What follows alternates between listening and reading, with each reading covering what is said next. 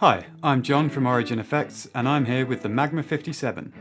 It's the latest pedal from Origin that features the post-drive EQ control and I'm going to show you how that works.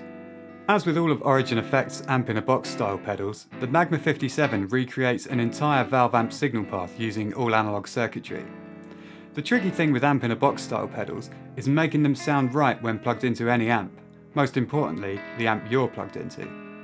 There are lots of different amp sounds out in the world, bright amps, dark amps, flat power amps, and it's important that an amp-in-a-box pedal works well with all of them. That's what makes it really feel like the amp that it's based on. Luckily, the post-drive EQ is really simple to use. It changes the balance of highs and lows in the pedal after the overdrive and power amp emulation.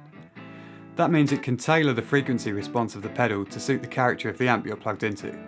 EQ1 and EQ2 are the settings designed to work with typical guitar amps or amp modelers. EQ1 works best with bright amps. If you have an old Fender amp or any amp with a bright cap, EQ1 is the setting for you. On the other hand, darker sounding amps like Marshalls or anything without a bright cap will work better with EQ2. This setting is flatter than EQ1 and will work well with fuller sounding amps. Once you've picked the EQ setting that suits your amp, simply turn the adjust control to fine-tune the voicing of your pedal. Turning it clockwise will remove more treble, giving you a darker tone, whereas turning it anti-clockwise will result in a brighter, thinner sound. Somewhere on this dial, there's the right sound for your amp.